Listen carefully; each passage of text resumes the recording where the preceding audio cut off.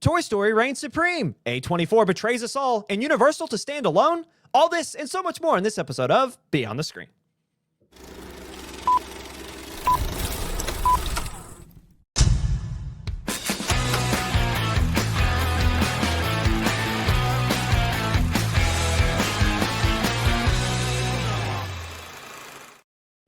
Hello, everybody, and welcome to another edition of Beyond the Screen. I'm Ryan, that's Jake, and welcome to your all things movie news and I guess entertainment news podcast. Jake, how you doing, my man? Sleepy. Yeah? Tell me about that. Yes. Translation, I just want this to be over. No, I've worked a county fair the last week, and I've just not recovered at all. Did you work through this past weekend as well? This Saturday, yeah.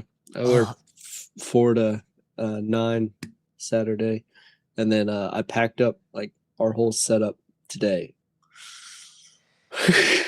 Ugh, yeah. It is not loving the autofocus today.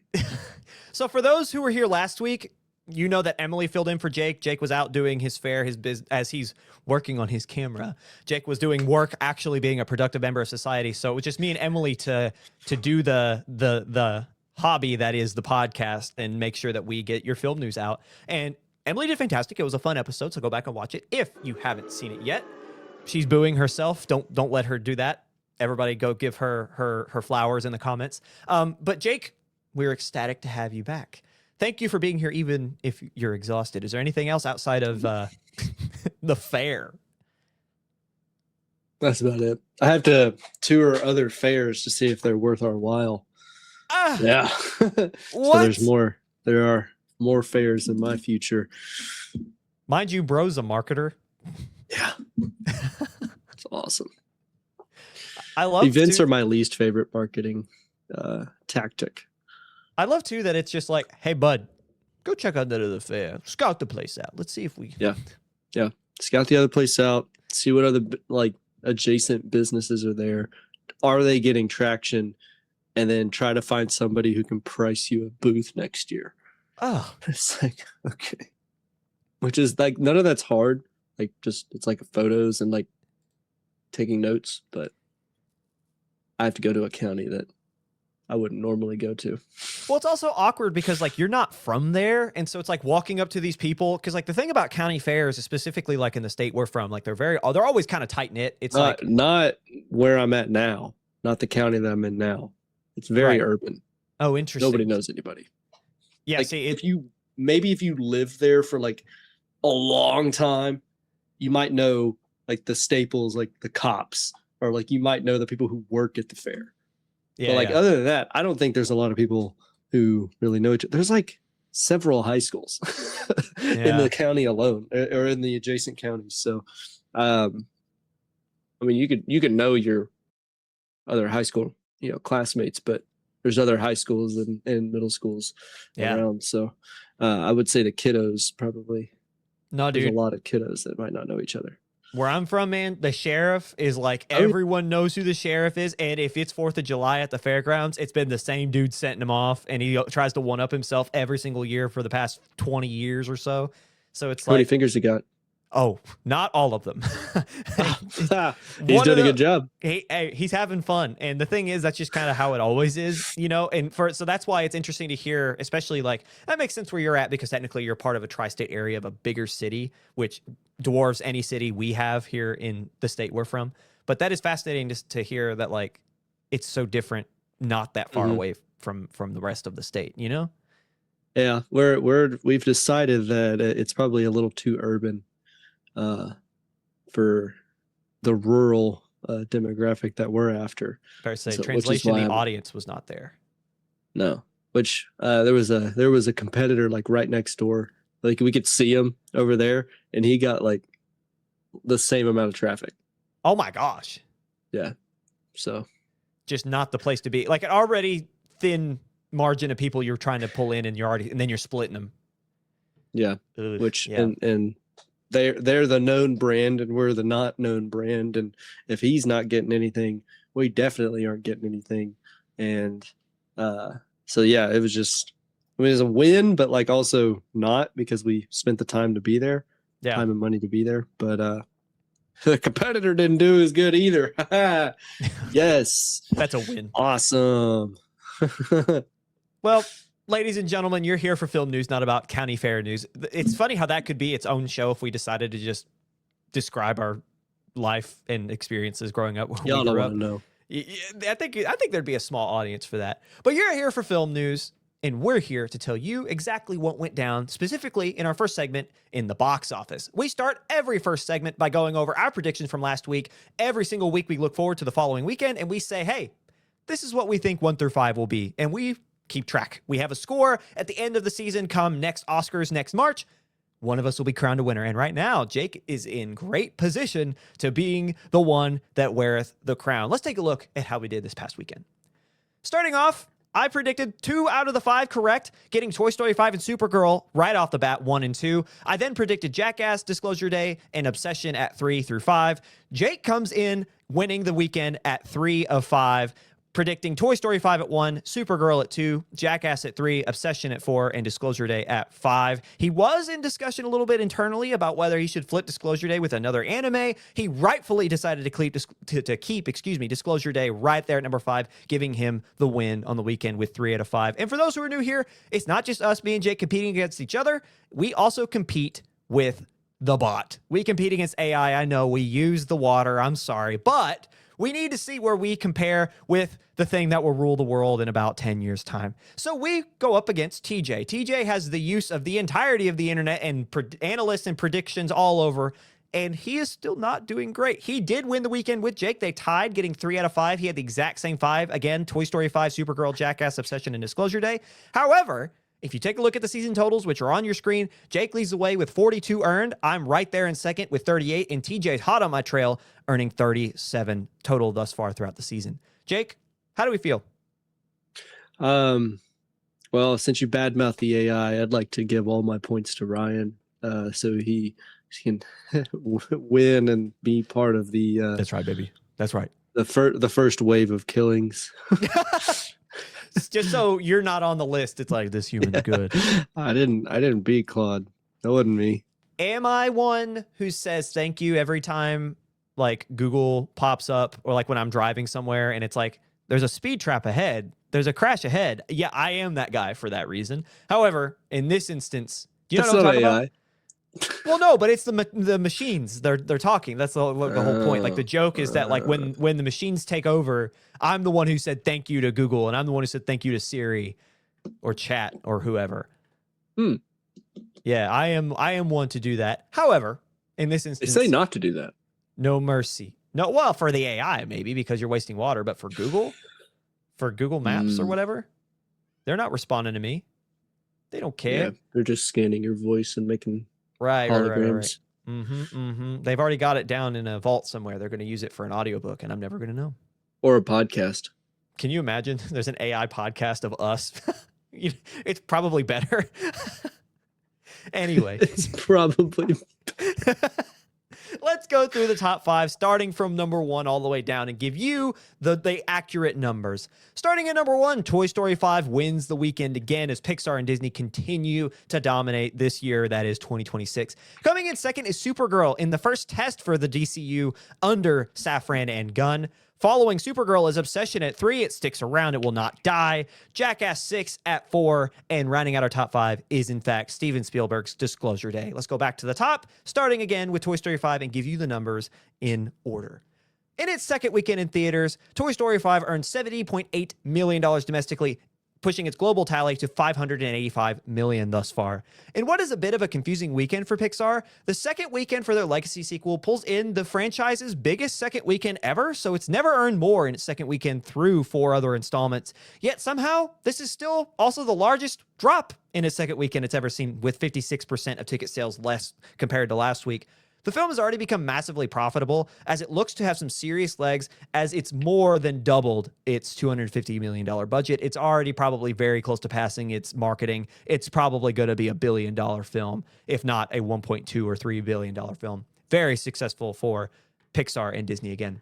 Going down to number 2 is Supergirl in its debut, earning $37 million domestically, $68 million globally on a $170 million budget. If you keep track of anything and you put success from films with the money they earn in the box office, if that's kind of what your thing is, your jive, you will know that this is not a very good opening for a film that cost a lot of money, not counting marketing. Well, looks to be, again, the first major test for Gunn and Safran in their led DC studios. Supergirl opens much softer than many expected it to. The film earned a 56% on the tomato meter and a B- cinema score. For reference, most superhero films earn an A-. So not a great turnout in terms of word of mouth from audiences. B- is fine, but that's really horror kind of genre. That's the area that most horror films get. So B- is not great in terms of if you're looking at what the audience feel about it. This film has earned a lower score, obviously, than last summer's Superman by a wide margin. According to the dailies, the film will need to hit around $310 million to break even when accounting for marketing, a feat with a steep path ahead after such a rough start. According to DC film chief, which is Peter Safran, he says, quote, "It's just one component of a broader long-term strategy at DC Studios that we remain confident in." So he's not really putting as much into it because if you read into any of the rumors flying around or any of the reports, they've got like the next decade mapped out for this. And they have said that Supergirl is going to be a big part of that.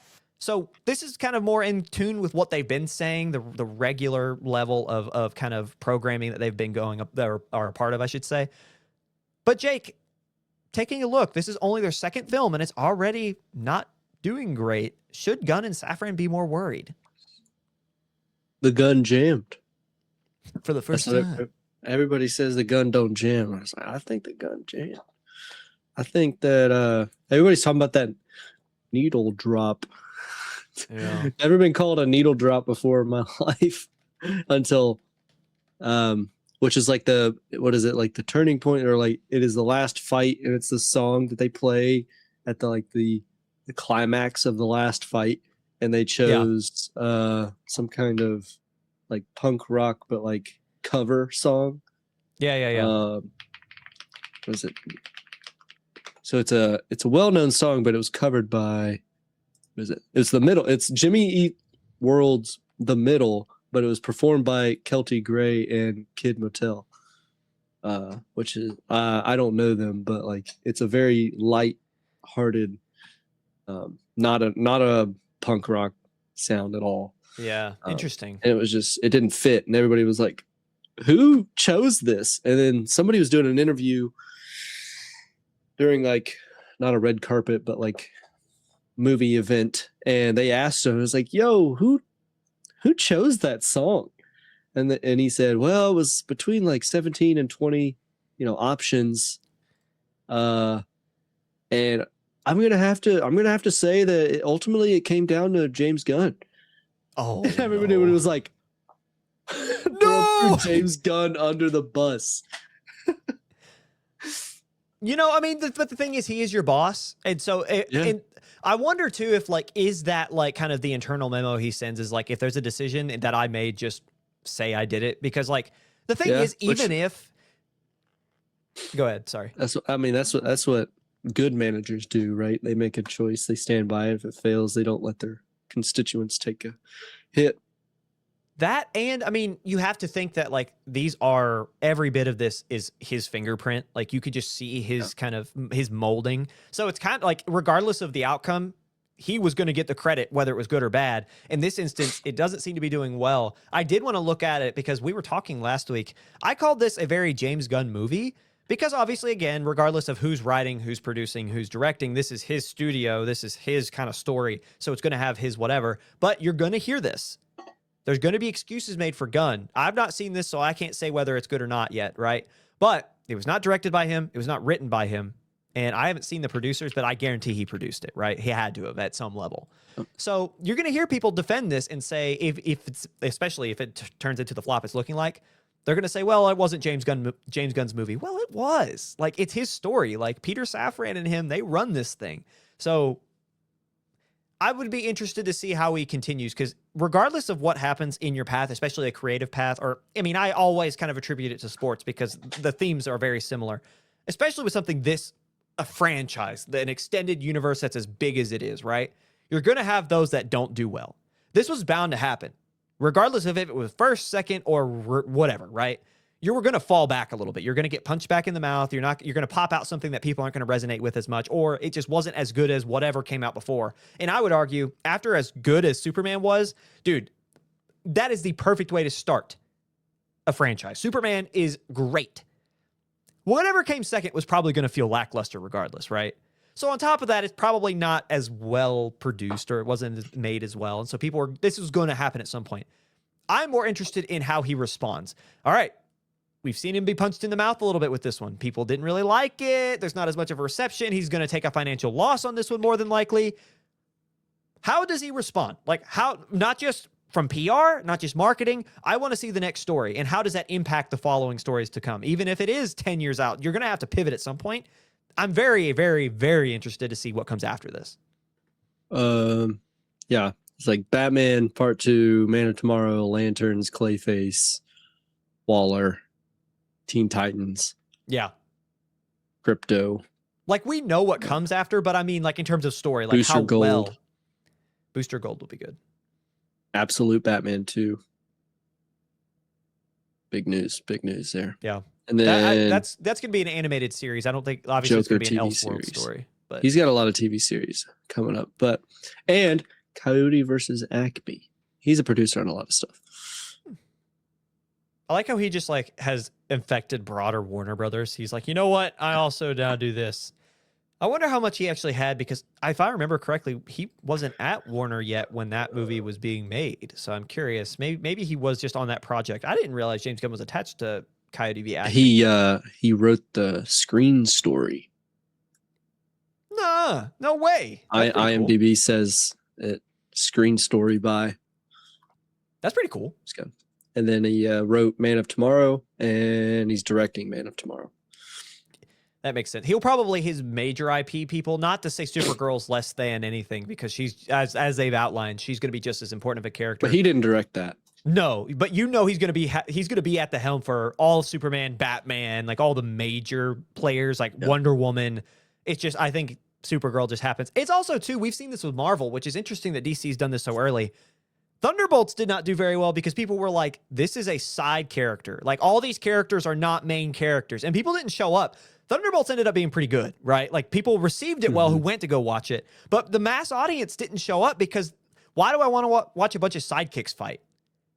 So this could also be playing into that kind of thought, is like, I don't know Supergirl that well. Like, she's just a sidekick to me. So when we get to, that's where I'm interested to see not only how they follow up with an underperforming film in terms of what do they put on the table with the story, how do they kind of up their game to ensure that they're improving financially, but also it's like, where do the characters go from here? Like, how do the major players get received? Like, and I guess that comes down to like audience kind of like action.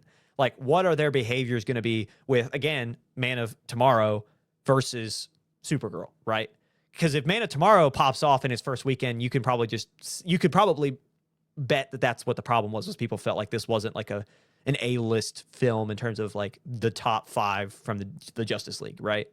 But I'm interested to see what behavior was kind of the model for this falling under its expectations versus it actually being a lackluster film. That's an interesting train of thought. Somebody say trains? We're moving on. I activated. That's like a secret agent. What the heck was that? Trains. Coming in third. We're not going to harp on our third place because it's just kind of, it's just there. It's immortal. It's never going away. Yeah. It's never going away. Obsession. 7th week in theaters. Earned just under 10 million at 9.7 domestically, pushing its global total to 344.1. What do you have to say? What do you say? It's just not going away, and people are obsessed. They're not letting this movie go. And it is very interesting to see it stick around. Top 3. I'm ignoring the boos. Buddy. I push through. Listen, regardless. Anyway, coming in at 4th is Jackass 6, debuting to $8.4 million domestically, $10 million globally on a $10 million budget. According to the dailies, this is the lowest opening weekend in the franchise's history, yet is rated the highest in the franchise from audiences after an A- cinema score. So people love this. Like, this is the last ride. This is it for Johnny Knoxville and crew. not a many a person went out to see it, but those who did, again, said it was great as those who like films like that would be. But I guarantee it was probably a lot of fun, probably a lot of nostalgia in there is what I would imagine. It's what it seemed like because they were showing like footage from old films or their show. So I mean, I am interested to see how it continues. It probably won't have a lot of legs. I doubt it'll be in the top 5 next week. We'll get to that here in a minute. However, it's good to see that there's an audience for people getting kicked in the balls, but yeah, it's not me, man. I don't know. I know some people who get some enjoyment out of some Knoxville humor, but no. I'm not one of them. No. I think Johnny Knoxville himself is funny. Like, I think he's a funny man, Yeah. but I don't necessarily, that's just personal preference. So like, it's no judge to those who do think it's funny. I do like, there is something in me that finds it hilarious. Like when my siblings fall down, like when they just take a little tumble, I die laughing, but it's like, and that is the same type of humor, but you know, I don't really care for like, there was a scene that they released to try to drum up hype for it. And it's like a guy was strapped to like a chair that had a bunch of tasers on it. And they released a bear into the room and he had like salmon at his crotch. Like that was like the whole thing. It was like a pet bear, like a zoo bear. So it was like essentially docile, but it's also still a wild animal. So like you understand why he was so freaked out. They waited for the bear from the clip that's kind of circulating online. They waited for the bear to sit at his like feet and then they shocked him. They sent electricity coursing through him as the bear sat down to eat the salmon. Wow. Yeah. Through the man, not the bear. Oh, okay. Yeah, no, he would be dead. he would be dead. No, but that like I see stuff like that, and that just is more like it's the same thing as like I was never really interested in like Fear Factor because it's just like I just don't get pleasure from watching people suffer. No, you know what I mean? I don't know. I don't remember. I like Steve-O. Steve-O's kind of cool, but like I like Steve-O outside of Jackass. He turned into like a really cool dude. Like he's very like. How do I phrase it? He turned into like, he's like a yoga instructor. Not really, but that's what I imagine him to be. He's like very namaste. Whoa, like that's how I would describe his personality. He became very namaste. Is like he's just a chill guy who just wants to live the rest of his life and he just has fun doing it. Like that's cool. You know, surfer dude almost. That's how I would describe what I've seen online anyway. But yeah, go watch Jackass 6 if that's your thing. We're not judging. We're just saying that's not our thing. Anyway, rounding out our top 5 is Disclosure Day, and its third weekend in theaters. Spielberg hangs on to that top 5, earning $8.2 million domestically and 93.7 million globally thus far. We've got a tight race for 4th. 8.4 and 8.2. Jake, do we have a final on that? I don't believe so. Not final yet. So as you guys know, wait, the numbers. Oh yeah, no, those are final. Sorry, those are final 8.4 and 8.2. Yeah. Most of these are estimated, especially because we're writing them throughout the day Monday, and they take till the very end of the day on our recording day to finalize the count. So very rarely do they flip, but when they're tight like that, we always want to specify, hey, it is estimated, so they could flip before the end of the podcast. They just finalized. Jackass holds on to 4th, and Disclosure Day finishes 5th. Jackass beats Disclosure Day by 200,000. Very slim margin at the box office. Outside of the top 5, Backrooms and Scary Movie both fall out of the top 5, finishing 6th and 7th respectively. And that, ladies and gentlemen, is your top 5 and a little bit beyond. Jake, looking at the rest of how everything kind of panned out, what catches your eye? I was thinking that the Bleach movie would be a whole lot better off than it was. It almost got Scary Movie. It's actually still estimated. So Bleach is at 3 million flat as an estimation, and Scary Movie is finalized at $3,064,000. So it's very close. Bleach could come in 7th, which is crazy for an anime that only debuted to 900 theaters. Well, and Bleach is old. Like Bleach is it's up there. Yeah, it's at least a couple decades from the start of the show anyway. Like it's not a new piece of content that's getting released to theaters. And the fact, again, limited theaters on an old IP getting almost 7th, that's insane. But that's all I really saw was like top 10 anime with 1,000 theaters. Just another proof in the pudding. That's what people want. Yeah. But it sucks because like I don't know. Sometimes I'd rather have a whole season, which is a movie. They do that. That is kind of the problem. Like, well, this is a little bit different, but like, and now I'm new to the genre, so I can't really. I have not a lot of opinions, is what I'll say. I refuse to because I'm not. It's a new thing to have movies, by the way. Like, right. They used to not do movies. That's kind of the thing too. Is like, or well, I feel like they did because Bebop has a movie, but they wouldn't go to theaters. Is kind of the point. Is like they have movies, but not in the same vein. So I'm not going to have like a ton of opinions or hard set opinions on the genre because I'm just so new to it, and I'm not even going to act like I know everything because I know nothing in retrospect. Don't even act like I do. However, I will say like there are times where I feel like they market movies, and this is interesting to get into where you're going, is like, so for example, we watched JJK and we reviewed it, but that wasn't really a movie. It was just extension of the first 2 episodes of the season, which kind of was like, it didn't feel cheap, but it wasn't a movie. Like you could almost see halfway through where they would have cut. Like you knew that it was just I remember getting like 3/4 of the way through and I was like, is this going to be it? And it was. I was like not disappointed. It was still great at the beginning of the culling game for JJK, but it was kind of like I could have just saved the money and waited for the season to release in a couple months because it's just 2 episodes.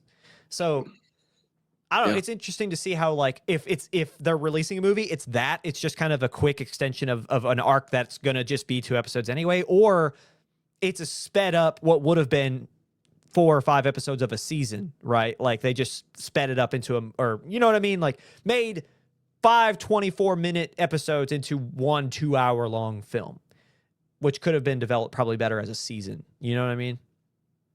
I agree. Which, the JJK didn't necessarily need to be what it was. I mean, it was like 2 episodes, right? Wasn't that what it was? Yeah, it was just like it did feel like it was an extension. I think if you go on to oh, you know what? Because I was trying to remember. I was like, I know it was an hour and a half. They showed this like 30-minute recap of season 2. Yeah.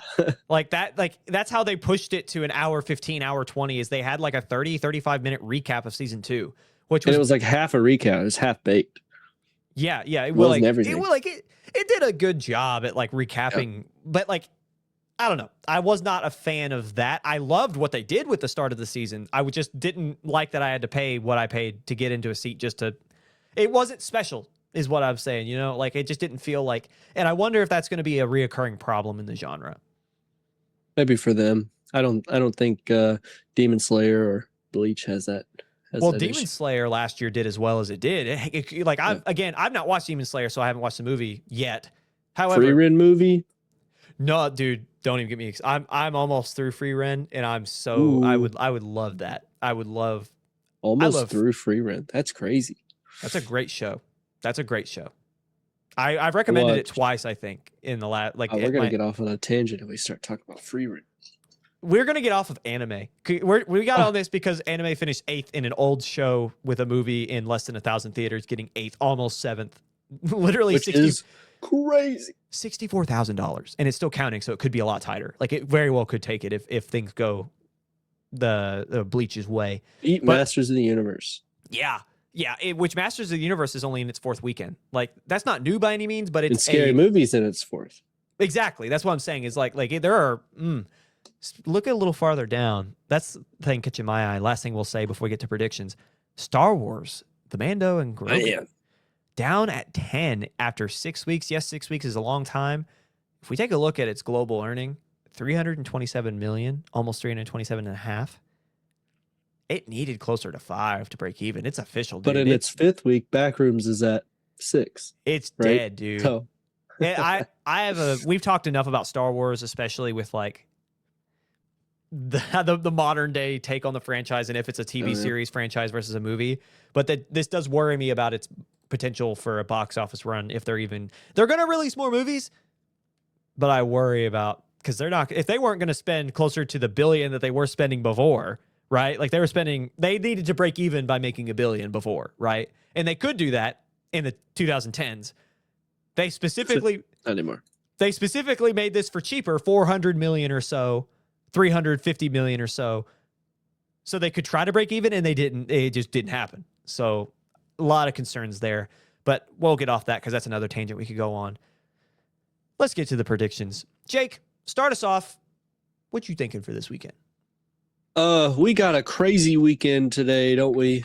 next It's gonna be weekend. fun. It's gonna be fun. It is a technically holiday weekend, so who knows what'll happen. It is the 4th of July. Right. 250th anniversary of our great nation.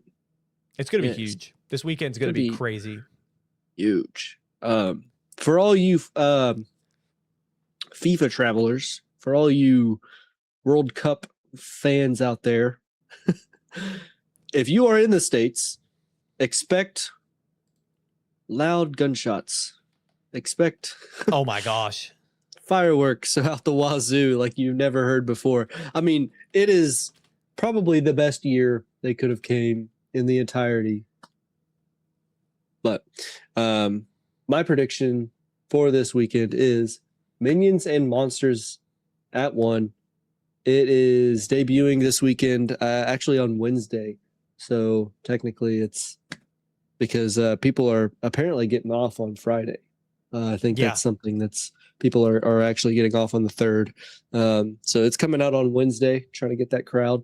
And then I've got it actually pushing Toy Story 5 back. I'm thinking that Toy Story 5 will drop significantly once more. Probably 50s, like 60s again, which will put it back like 35 million. Whereas Minions and Monsters will like take it and take that probably over 100 million. People love the Minions, and it ain't kids. Yeah. And it ain't kids, George dude. Lucas. George Lucas himself. He buying out all the theaters. But yeah. And then Supergirl at 3, because I think that even if it'll drop, like, I think it'll bomb like 60+% down, which will put it kind of in like the mid-teens. And then I've got, believe it or not, Young Washington finally coming out. We saw that trailer a long time ago. And now it's finally coming out, and I'm going to put it up there with like the historical dramas. There's not much else in this top 5 to even push down. So that's why I'm like Young Washington could take 4. And then I've got Obsession holding 5 because of it's holding steady. It hasn't crossed into the 30% loss, but even at 27, or even if it does hit 30 this next weekend, it's going to be like at 6 million. And so I was like, I think Young Washington will pull it over Obsession, but we shall see. I don't think there's anything else remotely close to coming out. Oh yeah, this next week. Thing is, this is a great weekend for family films, and I mean it's very specific, right? Like, what holiday throughout the year are families together more than Christmas, right? Like it's the 4th of July in the States anyway. Everyone coming together to set off fireworks.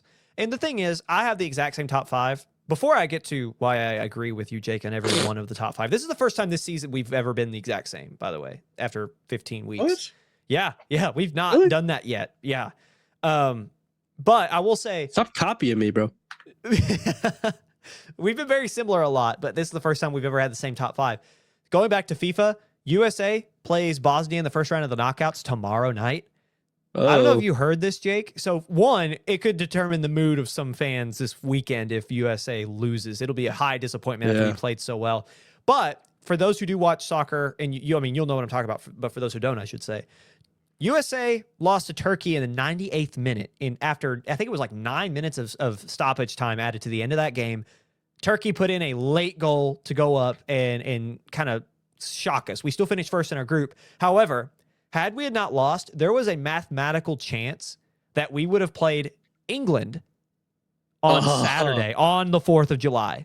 If we would have won that game, there was a statistical chance that we would have had England on the 4th of July.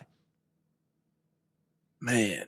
That was an option. How crazy would that have been? That was an opportunity. On the nation's 250th birthday, we almost had the United States and England in the world's most popular game. Yeah, in the world's most popular game. I was like 250 year rematch. You do not understand how, like, I was up watching the Turkey game. That was, by all stretch of the imagination, that was our toughest match of the group stage. It's just sad, man. The thing about soccer, I played soccer. I was a holding mid and back. I played all 4 of the back positions from left, center, and right. sometimes it just bounces the wrong way, dude. Like it's beyond just basketball where you have like a bad bounce sometimes. Sometimes, dude, someone will take a shot and it'll hit the turf in the perfect way and it'll just bounce up through the gloves of the goalie and just go in.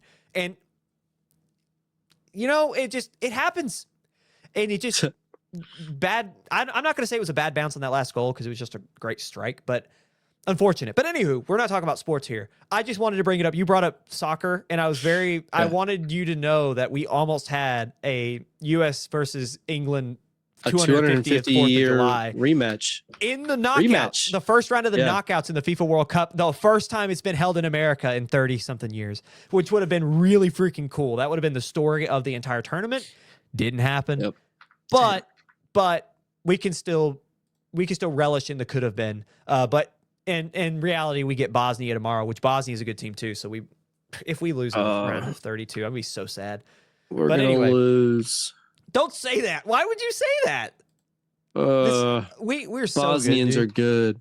Bosnians are good. It's Bosnian. I cannot. Herzegovina. Herzegovina. I don't know. You got it. I close enough. I just say Bosnia. Close enough. Oh. They are a good squad. They're not bad at all. And so we'll see. I think they placed third in their group. But anyway, let's move on. My predictions, as I said before, were the same 5 as Jake. Minions, Toy Story, Supergirl, Young Washington, and Obsession. When I originally wrote this down earlier today, I did have Young Washington at 3 just because of the drop of Supergirl and the historical context of Angel Studios, which is releasing Young Washington and being one that has shockers every now and then where they just jump up top 2 or 3 randomly. I think their last one was Solo Mio with Kevin James, and that one was a top 5, I'm pretty sure. So they have these films. Valentine's? That was a Valentine's Day release. And my thing is, the only reason I flipped them is because as we were talking earlier before the show, because we don't share a lot of notes with our predictions. We just kind of throw them in there, and most of the time we stick to them.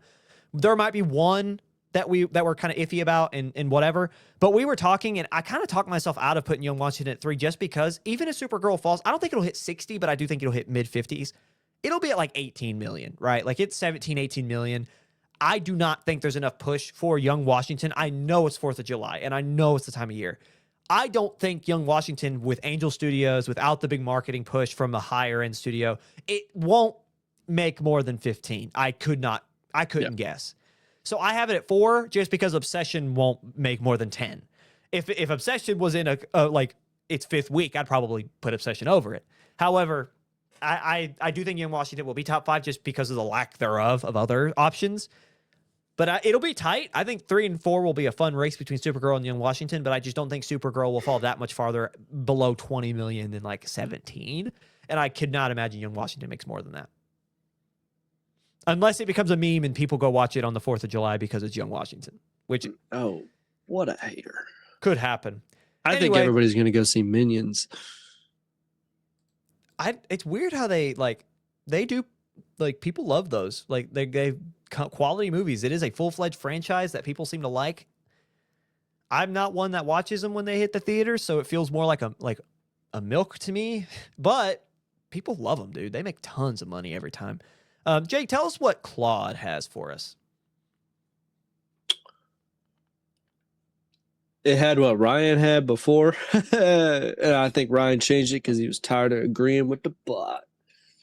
The bot agreed with you last week, so I don't know what you're talking about. Nope. Yep. Well, you lost. So. We have the clips. We have the footage. I was a girl last week. Things change. Minions and Monsters at 1, Toy Story 5 at 2, Young Washington at 3, Supergirl at 4, and Obsession at 5. It thinks Young Washington will come in at 3, which is crazy. It has a statistical shot. I just don't think it will happen. I don't know. We will see if the bot does a perfect run 5 of 5, which is done before. I'll be a little sad, but anyway, we've run over a little bit. No. We've run over a little bit on our first segment. Jake, is there anything else that you want to bring up? Anything else that piques your interest about the box office from this past week? Nope. Bro, hit. Keep her moving. Get it over. Okay, anyway, let's get out of this segment. Coming up after the break, let's talk about A24 and their most recent deal with Google. We'll be right back.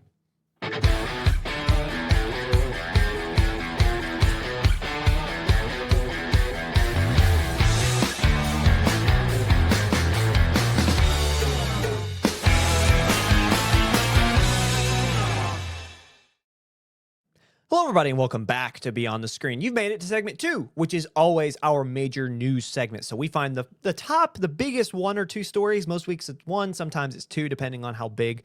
And this week, you've heard about it last week. It's a little old, but it's the response, the long-standing conversation, and A24's defense, the big reason why we're talking about it. So let's get into our major news, which is A24.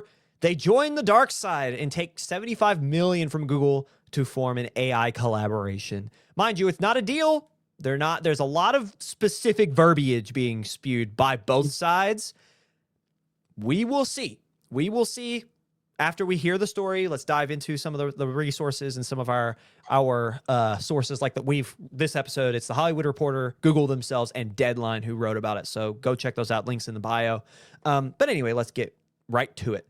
Last week, AI outlet Google DeepMind and indie film developer A24 announced one of the more shocking unions Hollywood and broader pop culture has ever seen, especially in recent history, just based upon who these two people are, or these two entities are, right? People are like, what is going on? As reported by the Wall Street Journal originally and then shared via the Hollywood Reporter, A24 and DeepMind will work together in a, quote, first-of-its-kind partnership to create, quote, tools for use in future A24 projects if the filmmakers so choose to use them. These tools and projects would then, quote, be funneled back into the Google ecosystem from the A24, or from the Hollywood Reporter, that quote comes from. Hence, where the $75 million from Google comes into play, as this is an investment into the ongoing tools being worked on by A24. So, deal for AI being used to make tools specifically from A24 and their filmmakers, and Google is putting in $75 million to help the development of these tools, and it gets fed back into Google's AI, is essentially the gist of what's going on. According to DeepMind VP of Product, Eli Collins, in a Google blog, quote, the collaboration pairs a world-leading research lab with the industry's most filmmaker-forward studio to help artists develop new workflows and techniques. This ensures the tools of the future are shaped by the creators who use them. According to the blog, this deal will span multiple projects as the two sides work together on, quote, research and development. And I really want to emphasize that point. They said this a lot across both companies in their own independent spokespersons and their own independent blogs. Research and development. Research and development. Those two words keep popping up.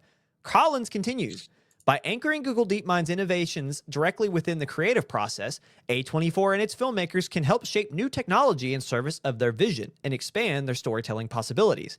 This hands-on collaboration provides Google DeepMind with invaluable feedback and guidance from leading artists, which is an interesting way to phrase that. In short, Google and A24 are spinning this as a way to bridge the gap between creatives and emerging technologies as the two sides research ways to improve the creative workflow.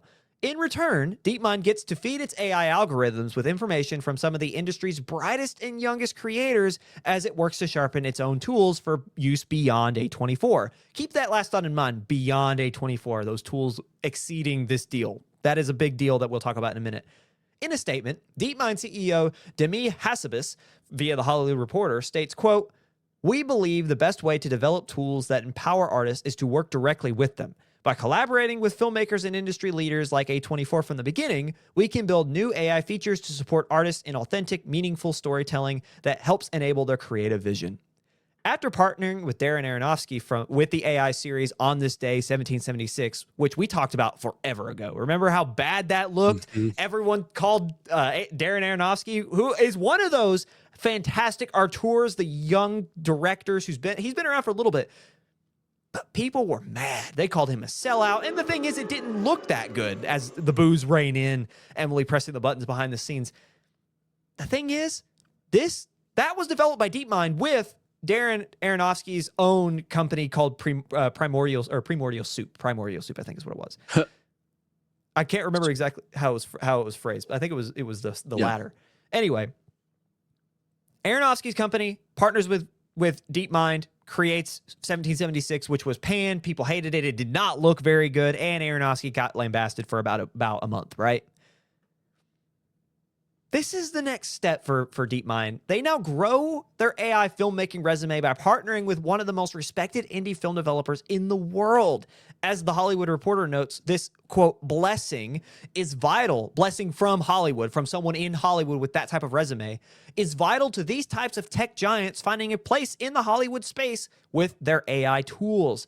In short, A24 is now in league with the Netflixes, with the Amazons, with the Lionsgates, who have all been using AI recently to help add tools to their workload, right? To their creative processes, all without the funding that those three have. So A24, they get money to now be in league with their biggest competitors, is essentially the gist of why they would have done this, right? Like this, for them, we'll get into more about their thought process beyond this, but they're competing, and that's really where they feel. As you can imagine, the public was none too pleased with this recent announcement. Many online felt betrayed, which is a very light way of saying it, by the indie studio for selling out to corporate tech and AI. Rightfully sensing the anger, A24 went on the defensive later in the week, which the way it's phrased it is like their response is pretty funny because you just know A24 was like, wait. Like they saw the hate. Anyway, quote, "We're working side by side with DeepMind's researchers to learn, iterate, and build, having an active hand in shaping new tools and workflows," stated A24 spokesperson Sophia Shin, according to Deadline. As Deadline points out, or continues to point out, A24 emphasized the research. Again, A24, Google DeepMind, research. Now A24. Back to that all-encompassing word, the research aspect of the partnership, which they went as far as to say that the company hasn't been thrilled with the recent quality of procedurally generated projects, right? So that's A24. A24 emphasizes DeepMind's research take while also saying we did not like the way, they didn't say in particular, but they were referencing 1776, right? Like you had to be. Yeah. They did not like the procedurally generated, and so they were like, we're not going that route. We're going with generating tools. Shin continues to explain that the partnership is in place because they feel it important to ensure the right tools get built for creatives, further stating that the company desires to, quote, have a voice in shaping them rather than having tools handed to them. We'd rather have a seat at the table than on the sidelines. Other things Shin noted was the company's awareness of the industry around them, pointing out, again, we talked about 1776. They also pointed to Disney and OpenAI's dissolved partnership with Sora after Sora was dissolved earlier this year, stating specifically that the company has no plans to use their content for this type of generative AI. Another thing interesting to note, while this deal is for multiple years, it isn't exclusive for either party, meaning A24 and Google both could shop around and partner with other companies if they so desire after the tools are developed. Google's polyamorous. A24 is like the chair in the hotel room. That's a great way to start our first question. What is our initial response? Bro got sent to the corner, the controversial corner, for about 3 seconds. I haven't been sent there in years. Continue. What do I think? So I've seen what have I seen? I've seen some guy say that this is like A24 has been big time for a while now. Big time marketing, big time movies. Like I think there's like a BlackRock level person involved at the top. Yeah. Not BlackRock themselves, but like there's a big name, Ellison level big name tied to A24's corporate team. So I don't remember his name. It's if I remember correctly, A24 was founded by the son of the guy who owns Nike, if I remember correctly. I'm pretty sure. Or no, was that Leica? Let me double check that. All right, buddy. Anyway, so the guy wasn't surprised that they were doing what they could and partnering with AI and doing this stuff. So, and then I think there was another guy, maybe it was the same guy, who just started A25 as a group of like filmmakers against AI. Mm-hmm. And it's like a group. I think it's on Facebook. There's like a bunch of different groups. Discord, I think, is one, and you can just post your short films to it. Yeah. And get feedback or whatever. So it's like it's a growing group called A25. Thrive Capital, who's owned by Josh Kushner. Kushner, that was his board, name. At the board at A24. It's like, when there's a Kushner on your board, what do you expect? Is what he said. Yeah. I'm trying to find. I know that there's a big thing behind the founding of A24, and I cannot remember who. I'm failing to find it right now. I'm not typing in the right set of words in Google to find what I'm looking for on the fly really quickly. Bro's not a very good prompter. No, I'm not. He didn't AI not while often. I'm on the fly, while I'm trying to beat you getting done saying what you're saying, so there's not dead air. I'm done. I'm done. I'm done. Just awkward pause. No. You didn't want there to be dead air? My initial response, you're going to get it anyway, buddy. My initial response is it just kind of, I guess it's just the general response is like, you didn't need to do that. Like, you're in a position where A24 is cool. Like, people will go watch your movies because of the brand. People will come to you as a creator because of the brand. You can get funding because of who's on your board. I like to believe that their merch is actually doing pretty good because whoever's designing their merch, it's awesome. They're smart. Every aspect of what could make a indie distributor successful, production company successful, they had. And so it comes to just to the point of you didn't need to do this because all this does is damage your reputation, regardless of your intent. I can see how they can finagle the thought process of we want to be at the table. I like the phrasing. It sounds very nice and floofy and fancy when you say it. We want to be at the table creating the tools instead of being handed. However, you also saw $75 million from Google and a way to save on certain finances and certain processes by not hiring certain people, and you took it. That's kind of where you went. You sold out, regardless of how you phrase it, right? I can understand the moral implications of if we don't, we have to do it. I will lay down on the wire as the indie developer of the century, and I will be the one to help create the tools for my fellow man. You wanted an up on your competition, and you wanted to make money, and you wanted to save money on production. That's the end of it, regardless of whatever, because at the end of the day, you are a capitalistic corporation trying to make money. What? That's where I'm at. That's kind of, it's just, again, it's like, we shouldn't be shocked by this. This isn't new. We're always going to be disappointed by companies we feel like we should have more of a say in, right? Or the ones we relate to, because they don't really care. Don't lie to me. That's kind of my thing is don't lie to me and say it's for the benefit of the creator or the creative, because it's not, right? It's just, you're trying to create tools to help your workflow so you don't have to spend as much on workforce. That's the end of it. That's the beginning and end of it. That's why you cheap out and you make the tools to circumvent hiring that graphic designer, hiring that storyboard artist, hiring that writer. That's why you do it. So, and it helps that Google's going to pay you $75 million to farm the content from these directors for their AI. That's my initial response is, thank you for showing me who you are, A24. Not that I'm not going to sit here and say, I'm never going to watch an A24 film again. Because that's just not going to, you know what I mean? There's going to be something interesting. And the other thing too is there are films that are released that you might not even realize is produced by A24. That's kind of how these things operate. So anyway, that's my initial thought, but this does kind of get into my next question, because when you have a deal, you more often than not, you have a winner, right? Whether it's in sports, whether it's in business, whether it's in whatever, when you have a handshake agreement, usually one's trying to get over on the other to get as much out of that. And usually, in retrospect, you can look and say there is a winner here. One person won this trade. One person won this negotiation. One side won this deal. Who do we think won from an early perspective? From a perspective on the onset, seeing the kind of how things panned out, who do we think won? I lean more Google. I feel like that A24 is not going to get, besides maybe money, but the tools that you're going to get from Google, I don't think they're going to be mind blowing. And I think it's going to be one of those situations where they either use all their tokens or they spend way too much time fighting it. Yeah, I think you're completely right. I do think, and there's one specific phrase from these articles that points me in the direction of Google having won this deal. there is a beyond A24, specifically written in the contract. They do not have to be exclusive. This is my point.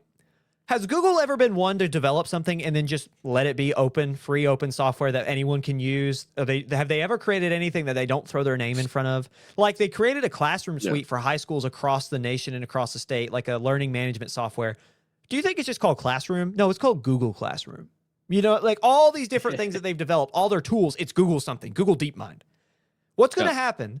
A24 is going to develop these tools with Google's money, with Google's AI, and that development and that creative process is going to feed the AI. And they're going to develop some pretty cool stuff. They're going to develop some interesting things. But what's going to happen is Google's going to say, mine, trademark, Google editor, Google writer. Yoink. Yeah, Google whatever. And what's going to happen is A24, even if they develop the tool, they're going to have to pay for it later anyway. They're going to have to pay for the subscription for the software. And you know what Google gets to do beyond that? They get to sell it everywhere else.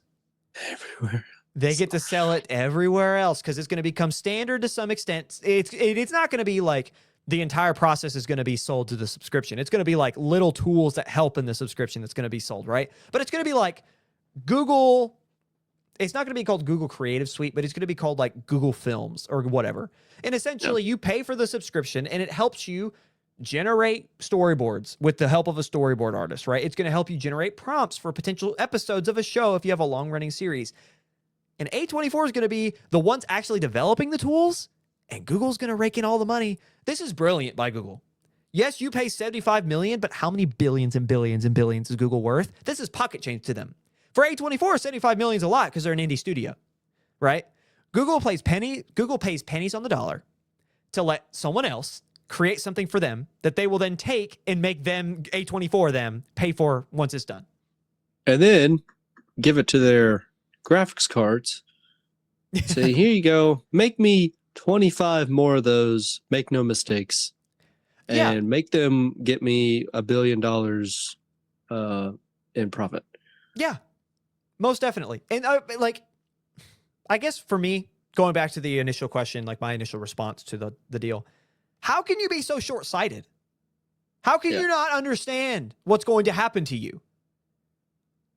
You're helping your competitors with this type of deal as well. Just because you're the first one to do it does not mean you're going to be the only one to use it. Thank you for giving Disney another creative way to pump out content. Oh, it grinds my gears. Anyway, let's get on to the next question because we talked a little bit about this. We have long had the stance on the show that, quote, or like I say quote because we've said this exact phrase, like if it's a tool, we're okay with it. Like it's going to happen. We're going to have to develop. We're going to have to kind of adjust how we do our creative processes because, again, the example I always use, it's in DaVinci. I know it's in Adobe. It might be in DaVinci now as well.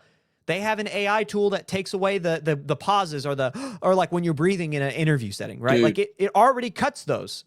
Slate reading and auto filtering my clips, life-changing. These are like AI tools that will save you time that you should adopt because those are actually things that help in the creative process, right? Like this is not changing your creation. It's just saving you time, which makes you a better worker, right? Like that's fine. We have long since had the opinion that's okay. This seems to be the angle that A24 and Google are going when they're pitching this to the public is we're just creating tools for these creators so you can get more fun things on the big screen. Do we buy that this will be the sentiment long term? No, probably not. I think they'll end up taking that 1776 route and being like, still crap. Yeah. Or they're going to come out with something and everybody's going to be like, they're going to notice exactly where they used AI and where they didn't. They're going to be like, yeah, y'all. No. And then it's going to bomb the box office. Yeah, it's this thing too. Is like I've heard this and I feel like I might have said it on the show. Is like I've heard this perspective before, and I don't necessarily think this is wrong. AI will replace CGI. Like you're gonna get a green screen eventually, yeah, and it's gonna be the exact same thing where it's like you sit in front of a green screen, but instead of keying everything out and putting, and you having an artist actually go through and generate all these things, you're gonna have AI. You're just gonna have pop me out in the forest, and it's going to look good. Like there is a point where it's going to start looking good, and it's going to outdo and outdate CGI. CGI is going to be the old way of doing things. Can you imagine in 15 years when people are like, it's so art housey, they did actual CGI? They actually went out. No, well, yeah, that or they actually went out to a forest and filmed. Dude, what studio did you shoot in? That's crazy. That looks so real. Because that's an actual tree. What bot did you use to generate that? I need to use that. I went outside. Yeah. Just that look. That caterpillar he looks really hungry. How'd you capture? Like, dude, he was just. Bro, he's eating. That's real. He's just eating. He was just eating a leaf out there on a tree, man. Oh, the poor film student in 10 years. Oh, there's going to be such a confusing time for the future film student. They'll be studying 1776 for sure. Oh, I cannot wait for my life to become history. I cannot wait to be hearing things I lived through, like COVID. I know they're already teaching COVID. How'd you survive? Yeah. What was COVID like all that yesteryear? It was goated. I got to sit inside and play video games. I literally did nothing for 6 months. Like it was one of the worst mental health crises. Yeah, literally. Of our lifetime. I thought I was going to die. Anyway, let's move on. Speaking of sticking to approaches, do we think that this non-generative AI approach from A24, do we think they'll stick to that like as well? Probably. I think so. They'll stick to that approach until they can't cling to it anymore, or they'll just say it once like they have, and then never say it again and come out with whatever completely contradicts it. Yeah, just deny by acting ignorance. Just like act like you never said it. Yeah, just never acknowledge it. Never acknowledge it.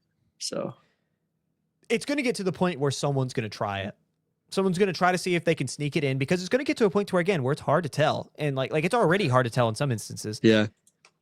I don't believe, just because of how this is laid out, I don't believe a word. Like they might not be interested now because it's not viable, because AI is very discernible and you can tell, and people get mad if you use it.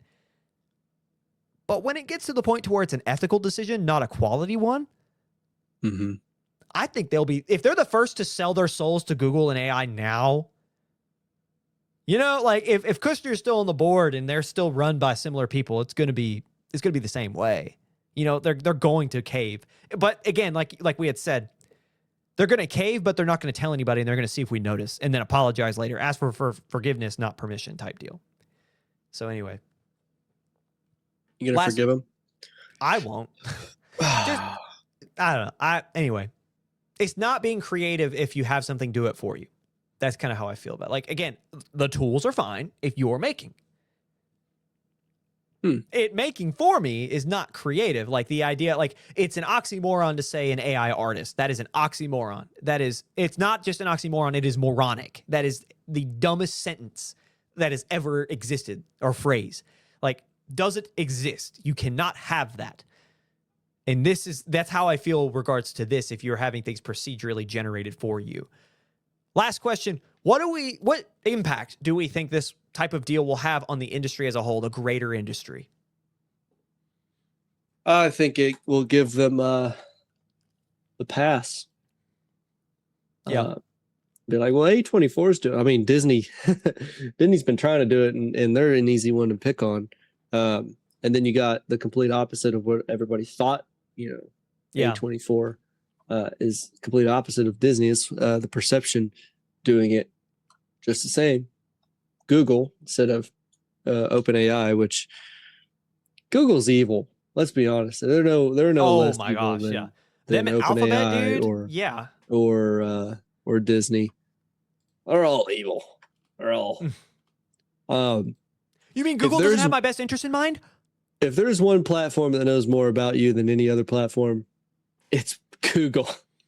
Google knows everything about you. Oh yeah, I promise. So I think you're exactly right. It's going to create this, like, it's going to be a rush. There's going to be like this funneling. When the first tool comes out that's actually kind of useful, there's going to be this rush, just everyone running to that new thing. I don't know. I feel like, again, like what I I love about some of the phrasing in these articles that we used in like to help describe this, because again, the Hollywood Reporter, Deadline, they do such a good job. We have an instance where you're going to see kind of like this battle between those who stay ethical and those who don't. And the problem is those who don't will more than likely win, because they're going to pop out so many stuff and it's going to get to a point where we don't notice. I don't know. It's just unfortunate. It is just unfortunate. This now, as the resources had said, this gives credibility to AI. This gives credibility to these tech companies weaseling their way in. They needed one good reference. That's all you need. You need one good reference from an unlikely source, and A24 gave it to big tech. Yep. I don't know. They're all businesses. They're always looking for the breakthrough. Like, there's a job site near here. It's going to take 5 years, and it's like, how do we get one machine on that site? On that site, because that's a rental for 5 years. Which is just like, this is why indie creators are so vital. Like this is why you need to go onto YouTube and find your favorite short film director or creator. You need to go like Neon. And I know they'll probably do something like this not too long from now, just because they have to survive. But Neon is really good about picking up like these really truly independent films and distributing them. Like follow Neon if you really want to find like the good of the good, at least as of today. Could in like literally a month, I could be eating my words, and this could be really poorly aged. But like, find your distributors who you feel like you can trust. Find the indie, find the small, watch documentaries. Like just be cognizant of where you're taking in your media, because if you're only watching Disney, if you're only watching whatever, you're really only getting like the base level of creativity, which that base level of creativity and kind of the tip of the iceberg, that's the ones that are first going to use the non-ethical, the fake. So find a fellow creator, like find something more than just your regular whatever. Like, that's why I'm so happy that like I found other genres of like anime. Like it's so interesting to watch, and this is why this is another thing too, is like the art that goes into the animation. If this has any sort of predictory essence to it, art like that could be the first. There's also AI art there in animes as well. Yeah, that's what I'm saying. Like, this could be, and there's already a little bit, but it's harder to see. This could be, again, the thing that starts all that. And it's like, you kill that extra, like, again, for me, it's like seeing anime. It's like, this is new. This is cool. Like, I've never experienced this type of art before. And it's like, this is so unique. And it's a new way of, like, for me, when people ask me like, oh, I've heard you got an anime, like, why? It's like, it is the most unfiltered imagination. What do you mean, why? well, it's like genuinely because of the nature of it. It is unfiltered imagination to the extent, which is just so cool because of the stories you get out of it. And the thought of those stories being cheapened because of the technologies, because it's not going to look as good, that makes me sad. So finding those things, defending your place, like fighting against this AI encroachment on procedurally generated creativity. I don't know. We could continue on this. I have a whole spiel and I could talk for hours, but anything else you want to say about this topic? He's spieling all over the room right now. Brother, I do spiel. It's bad. Spieling. Specking the spiel. Trail of spiel everywhere. I don't know. We'll see. The battle of the AI movies. Who got the best AI movie? Yeah. Well, so that's going to happen. Coming up, special episode, best AI movie. No, that's going to happen. But here's the thing. It's such an overstated thing, but I feel like no one believes it. And this is where it's so important. What is the number one thing that films kind of hang their hat on to say this film was successful? It's shot in like, yeah. Well, sorry. What were you going to say? Well, I was going more so like what sets films apart, and it's like, well, Nolan's been pushing the no CGI at all. Yeah, well, The Odyssey's looking to be his best opening yet. But anyway, continue. Yeah, no CGI. But that's about it. It was like, I wasn't going. It was like, how do you make it successful? I was comparing it to like, how do you know it's successful in terms of like AI usage or and it's like, well, shot it all there. No CGI. Right. It was all practical shooting is the word I was looking. That is accurate, but in my mind, I'm thinking more broad. Like what is the number one indicator from a studio that says our film was successful and it's box office return? It's money. Yeah. Where do you think they get that money? It's you. Me. You, everyone at home. It's you watching. Your money is what they're using to base their success. And I know that sounds obvious, but listen, again, it's overstated, but if we stop watching those films or we don't watch those films or review bomb those films, they will stop making them. The reason they're driving so hard to make them is because they think they can save money and make money. Use your pocketbook, use your wallet to speak for you because they will not hear your voice. They will listen. You might as well have no mouth and you must scream, right? Just pull out the wallet. That's we don't. Well, I guess you know what I'm saying, like pull it away. Oh. Don't support these movies genuinely. Like don't go watch out of curiosity if you genuinely feel like it is an unethical like approach. Yeah. Only pirate AI movies. Dude, I mean seriously, like pirating is arg. It's the mighty seas and like if that's how we do it, then do it. I like it, whatever. But yeah, allow your lack of spending for these businesses speak for you because that's the only thing they're going to hear. And if we want this to be a successful battle, we have to fight that. But anyway, I'm off on my soapbox until our next segment, I guess, because I'm sure there's going to be something in here. I've been needing a soapbox. Oh, you got a lot of soap? I just need. I need a box for it. Let's get out of this segment. Coming up after the break, we let you know what you should know before we go. We'll be right back.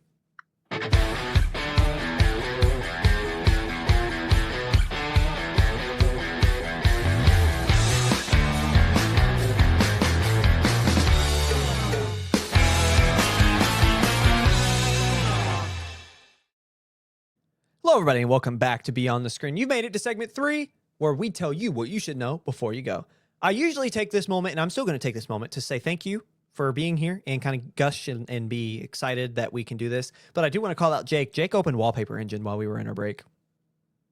I did. What are you doing over there? It said it needed an update. I was like, oh, okay. I was like, every time we record, usually at least one of like my brother or my friends will pop on, and I'm always like, what's going on? I'm nosy and I want to see. What y'all playing? Jake is online. Like, yeah. What? It's like I noticed my wallpaper wasn't.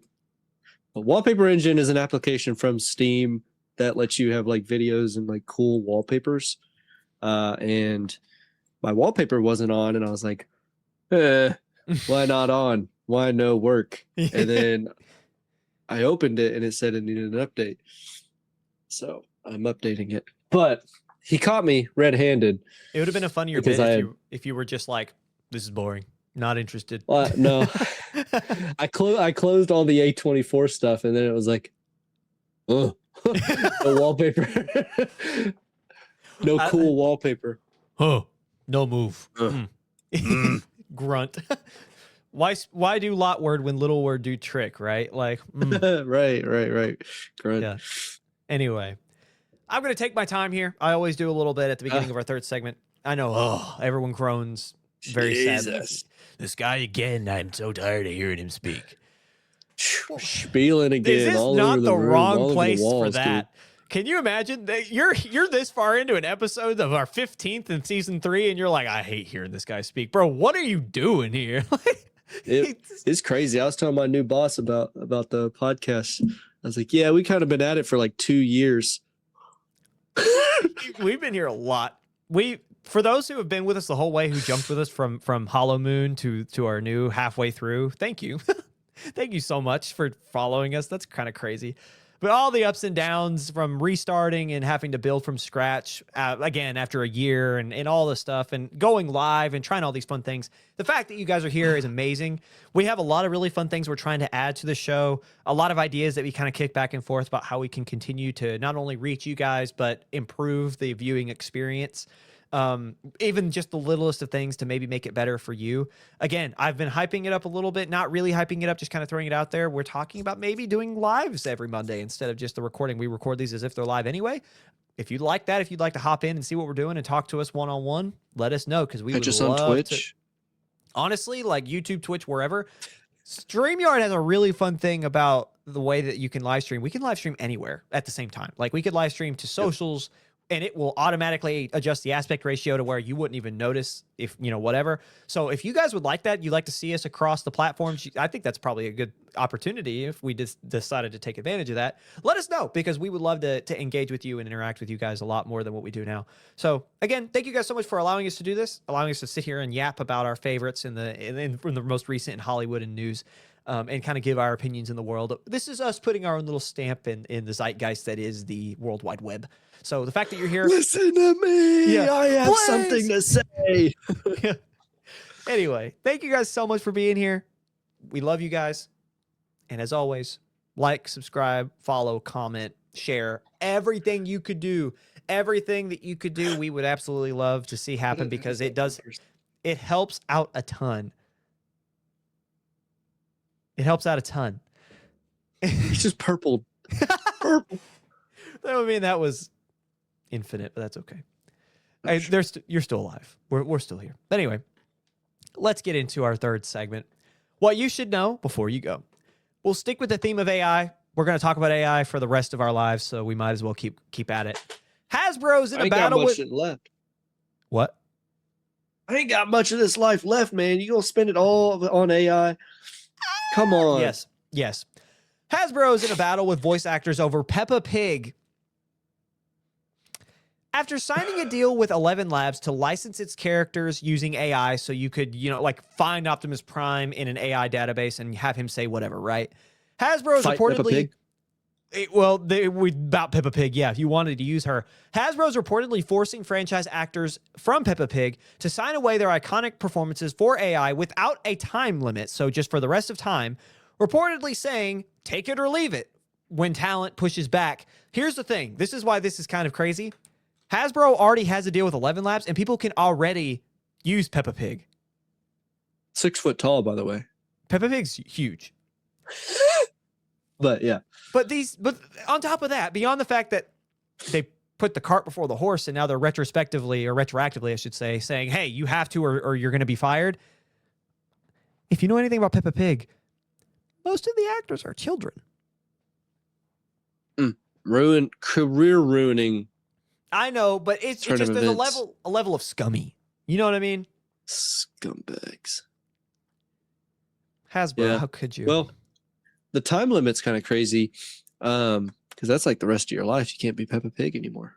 Or you could, but like, what's the point? There's going to be millions of Peppa Pigs out there now. It's just another example. Something else that happened was, speaking of time limits, is people bought movies on PlayStation. Is that next? No, we don't have it on here, but this will be our next one very quickly. Terminator, Rambo. Those are the two Johnny that I know off of. Really, Johnny English too? That sucks. Yeah. I don't know about that. I think there is a second one, but Johnny English. If you bought it on just straight. Like I have a digital copy of Rambo on my PlayStation that I can watch whenever I want. No, you don't. That license and deal ended with I would assume Sony or PlayStation, and you no longer own that. That ain't yours. And they ripped it from PlayStation. So buy physical media, chat. Buy physical media. I had a girl coming in the office saying, hey, do you guys use like CF cards, like the older, like not CF Express, not Type E type, just CF cards? And I was like, no, but I think I could find a use for it. And she's like, I'll probably just give it to another photographer. And I was like, that's better, but don't throw it away. If you're going to throw it away, give it to me. And that's just a storage device. But like if I see something that's not freaking outrageously priced, like I got a little pocket radio, Panasonic little pocket radio. Thing's sweet. Yeah. $8. It's like, we don't even know if it works. Yeah. Yeah. And it just had old batteries in it. And I swapped them out. $8, little pocket radio, like perfect, like picnic radio. But anyway, physical media, because you never know when that Spotify song is just going to get ripped because somebody didn't pay their dues. So I also got a whole load of CDs from a estate sale.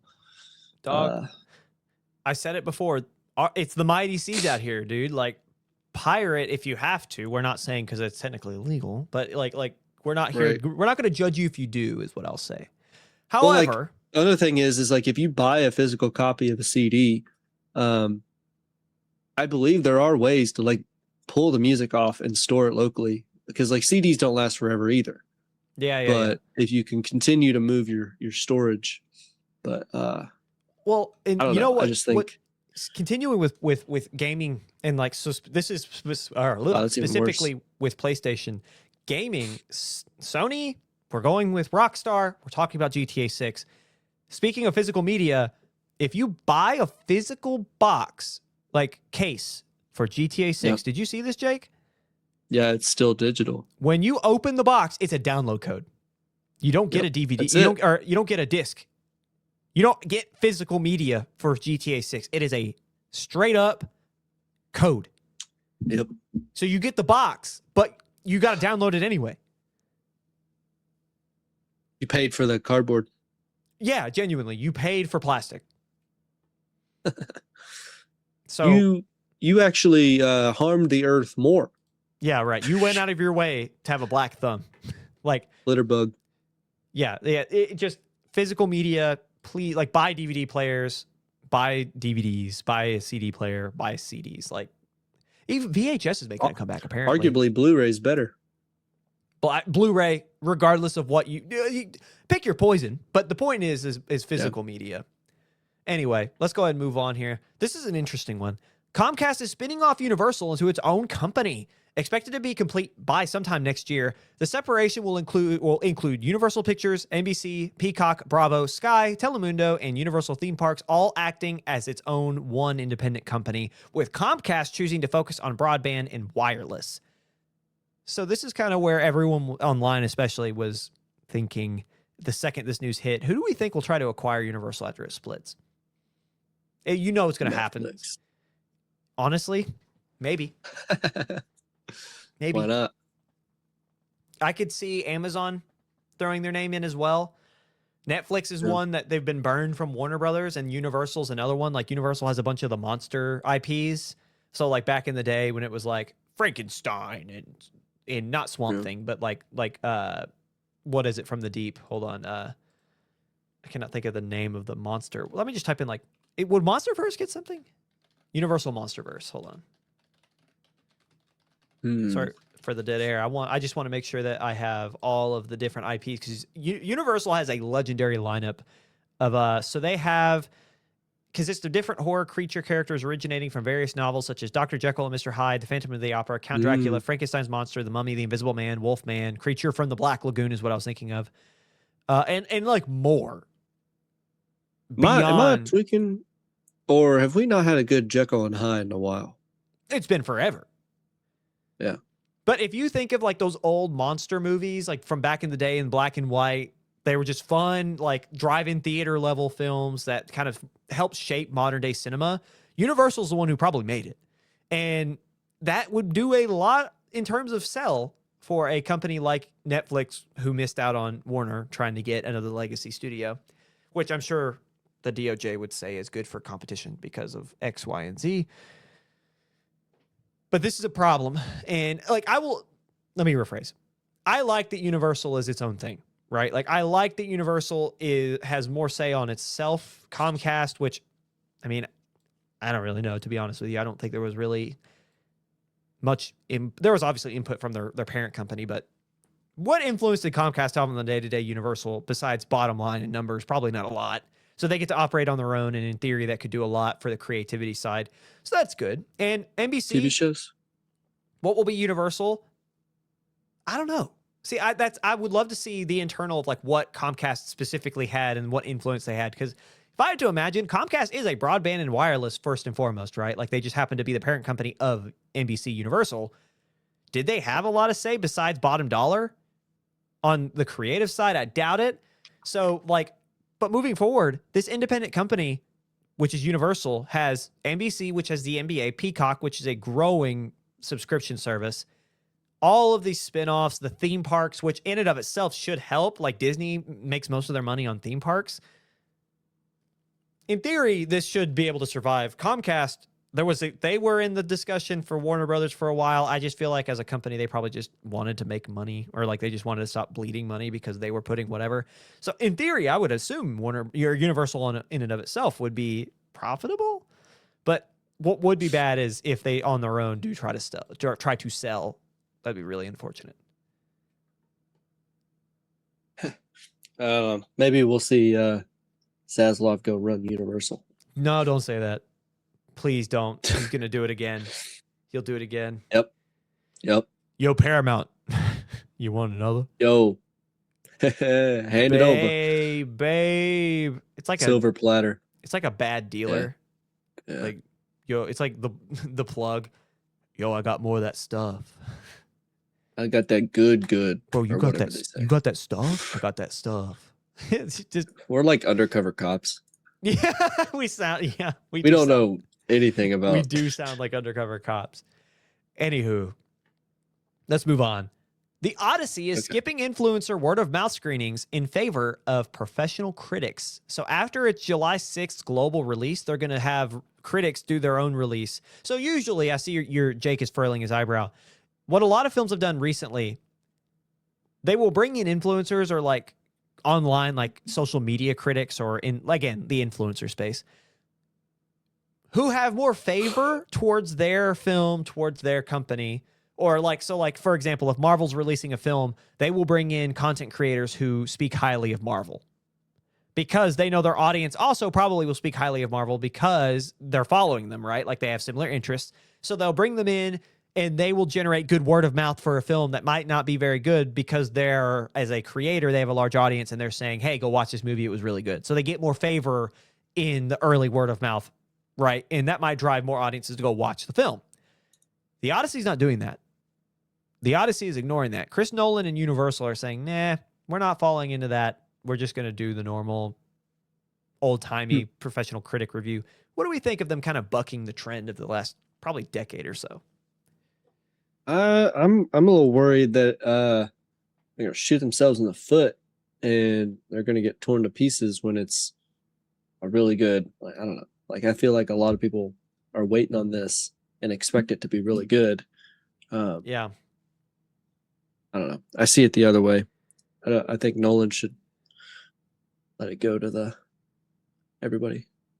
It'll be interesting because, like, I feel like as well, this kind of creates more of a, if anything, this is like addition by subtraction. Because if people are like, like he's not letting the influencers in there because he wants a legitimate, like not a professional, but he's like, I could see people, the common person on the street, when they hear something like that, they're like, oh, he doesn't want any influence. He wants people to have a genuine response to the movie, which means I should go see it because I'm not being like marketed to in that way.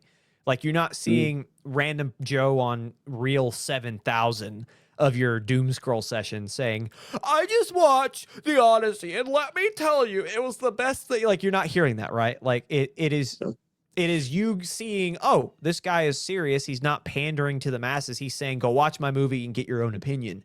And I feel like that could garner a lot of support from people who are tired of being marketed to. So I think you're right. Or it doesn't reach anybody. Right. I was going to say, it's a give and take. Like it could be, I think for some it'll be what I was describing, and for others it'll be what you were describing because they won't see it because the people that they usually go to for movie recommendations won't be watching it early. Or give it to highly reputable content creators like Beyond the Screen. Of course. And then Chris Nolan. Select few. We would love to do an early review for you. Our tens of audience members would love to hear our review. I didn't watch the last one 10,000 times.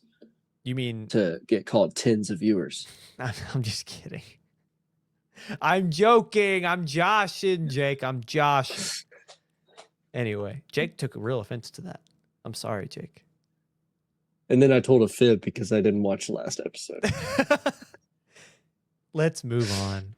We got our first look at Cyberpunk Edgerunners Season 2. The sequel anthology series will officially debut this fall.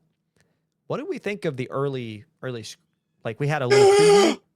Dude, You ready to cry? It's going to be even worse. The Polish are so sad. Yeah. It is going to probably break my heart multiple times. And I love the idea. And well, this is the thing. I am a softie. I will fully admit that. What I will say, one, the main character being a cameraman who captures these events is going to be a very unique perspective because they're not going to be and they probably will. I could see it taking like you're going to get sick. It's going to take like a Nightcrawler perspective where it's like he's so like I could see it being like I need to get the shot because I need to earn credits. Yep. So I'm going to help perpetuate the problem because he's obviously this main character is part of a gang because from early images and from the preview that we saw. Or the sneak peek. But I don't know, man. The other hand of it, I've seen online people are already like, is that David and Lucy's kid? Hey, buddy, wrap it up. No. He died. Like, I will say there is room for that to happen because they were together before that. And in theory, time could have There was a timeline where that could have happened, like she got pregnant. Yeah. I just doubt they'll go that way because of the emphasis from Studio Trigger and all these different creators saying anthology, which means they're not connected. Like they're going to be connected in this greater universe in the sense of they happen in the same place. However, it's not the same story, right? Like this is a completely separate group of people who really might not even know much about David Martinez and Lucy. Or the crew that they had, even though that crew was making an impact on the time. I think that emphasis will ensure that this remains not connected. There's no way this main character is going to be the child of Lucy and David. I doubt it. I was like, why do you even want that? Because people don't want to be sad. Oh, boo. There's a constant desire for a happy ending, and that's why. Like, that's why people get mad at cliffhangers. Grow up. Dude, as much as I agree with you completely. I want it to be left the way it is. Like, I don't want there to be, there was a collab in a game where David and Lucy got to meet again, and it was, like, canon according to one of the creators. And, like, that was sweet, and it made my heart rejoice a little bit. However, it's so perfect the way it is, just it being so just tragic and it's such a heartbreak. Like, just let it be what it is because it's so emotionally driven and it's so impactful the way it is. So I'm excited to see the new direction this goes. I'm excited to see this not be connected and just attach and love new characters and be heartbroken for these new characters. Continuing with Cyberpunk, did you see where there's a report and a rumor that the sequel might not be in Night City? For the video game, which is cool. That's awesome. We've already seen Night City. Yeah, they're talking about potentially from the rumor mill I saw on Instagram. It was talking about Chicago. Sounds good. Sorry. Where did V go? Was it Atlanta? Was it V in Atlanta before he came back to Night City at the beginning of the first game? I don't know. I didn't petition that. Because at the beginning of the first game, he was, or he or she, depending on which type you created, which character, they were returning from a city of which was not Night City, and everyone was like, "Oh, you're back." At least if you did the street rat route, which is what I did. Depending on the life path. Okay. Born and raised, be left for Atlanta. It was Atlanta. And then realized it wasn't going to work out. So that was Street Kid, though. Yeah, that's Nomad. He was from the Badlands around Night City. Originally part of a clan, but left the clan, and then they're on their own for the first time, and then they went to Night City. And then the Corpo, he was based in Night City. No. But yeah, you had your own experience. I did. I really liked the Street Kid, just it being Night City, being from there. But who picks? Which is probably the most accurate. Who picks Corpo? Who does that? No idea. I think my dad did. Why? I don't know. Money. I chose Nomad. Yeah, I know you did the Nomad. The Nomads are pretty cool though. Like that is a cool route to go. But it's my preference. I felt Street Kid was the most like story accurate for at least like looking into the game before I even knew what the story was. It just made sense to be from there. And I like the idea of them leaving, but also all of them are correct, so they're all pretty cool. I might go watch, or I might even go play a Corpo run just to see what it's about. But I do think that the Street Kid one is, or at least if it's not Street Kid, I think the Nomad is the one of the two the correct ways to play the game. Not that there's an incorrect, but you get what I'm saying. But anywho, moving on. I'm going to actually get rid of one of these because I don't know how accurate it is. I know, I'm sorry. Moving on. He was going to lie to y'all. I know. I looked at it before the show and I meant to cut it. It was a talk about David Robert Mitchell, who wrote It Follows, potentially writing FNAF 3. But before recording, there was like conflicting reports about who's actually writing it. I just didn't even want to get into that. The fact that there's going to be a FNAF 3 is nuts. Anyway, a Shrek spinoff is reportedly in the works, titled Donkey. We ain't even seen the one that they're claiming is better than, I don't know. Can you imagine? Sorry, go ahead. No, go ahead. Isn't it Chris Rock? Is it Chris Rock? It's Eddie Murphy. Eddie Murphy. Chris Rock is Marty from Madagascar. Yeah. Different horse-like being. They're very similar characters when you think about it. But I don't know. I think there's probably, that's probably going to be pretty good unless it's slop. But like, I don't know. A Donkey spinoff is probably 15 years too late. I was just about to say that. I really feel like they're at least 15, probably 20. Like after Shrek 2, like I don't know. I feel Shrek like you definitely 2 debut. 2003 or 4. 4. Yeah, and then Shrek 3 was like 2008 because I kind of remember the marketing for Shrek 3. I'm old, but anyway, I do think you're way too late with this. I don't know why you're taking so long. Like in the era when Puss in Boots is doing as well as it was, especially like the latest one. Why now? Why now? 4 years, 3 years after that one. Why are you just now getting to it? It's set for release in the summer of 2028 with Eddie Murphy attached to star as his iconic character, obviously. But that's a long time to wait for that. It's going to be interesting. I will be seated. I'm a little bit like, why now? I need a Harold backstory. Oh, Harold. Tell me about what you want to know about Harold. I want the Princess and the Frog retelling in the Shrek universe with Harold. You want to know what I want to see? Harold's interesting. I want to see the Big Bad Wolf's backstory. Why? You like the guy in the dress, huh? He's in a nightgown. Get it right. He's not in a dress. Sure. Bro's sleeping. I just love the bit when Prince Charming pulls back the thing and it's just the Big Bad Wolf going, what? I don't know. I just think it's funny because anyway, I don't know. It was either that or I figure that they'll do like a Prince Charming like Cruella style where he's like a good guy and then or it's the what's the lady's name? The fairy. Oh, fairy godmother. Fairy godmother. It's gonna be like one of those backstories where she's a good person. Like literally, I go back to Cruella, the movie. I hated that. I was like, she kills puppies. She's not the protagonist in this movie.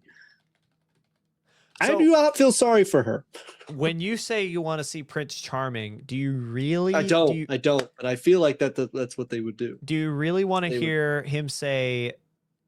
him call his love interest Kitten Whiskers and Pookie for funny. 2 hours? That's so funny. Not now, Kitten Whiskers. That is aged awesome. Like in the realm of modern day where Discord mods exist, because that was obviously well before that. Like Redditors and the way Reddit's taken off in the 20 years. Yeah. 4chan was around. Shrek 2 was 2004. Yeah. How long do you think Reddit's been around?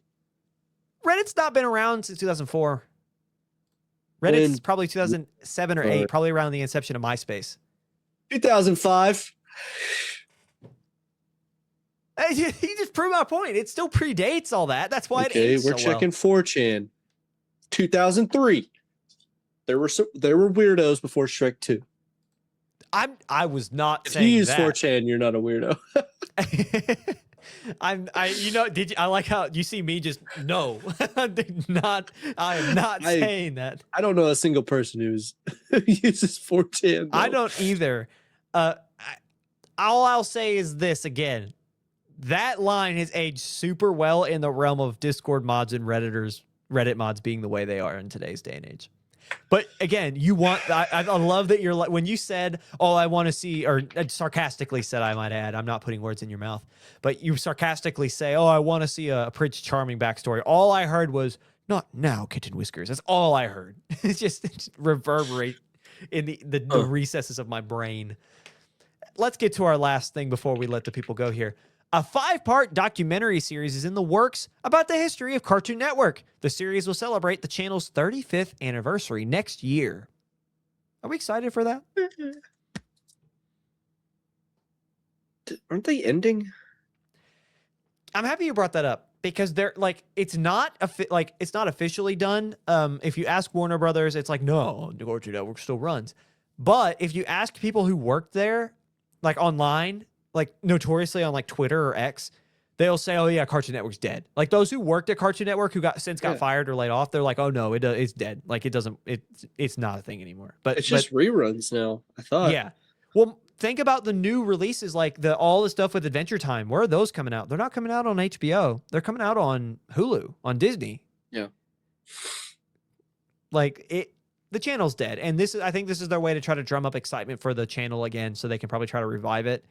I'm excited. I mean, I wasn't necessarily a Cartoon Network kid. I did love some IPs from Cartoon Network growing up, but I was more like a Nickelodeon and some Disney kid, like big on SpongeBob, big on Phineas and Ferb and that whole nine. But like I loved, per se, like obviously the old ones like Scooby-Doo or the Smurfs or whatever, but like I really loved like Ben 10. The website shut down and it redirects to Max. Yeah. Like they will deny that it's dead, but again, everyone who worked there when they got laid off, they will say it's dead. Yeah.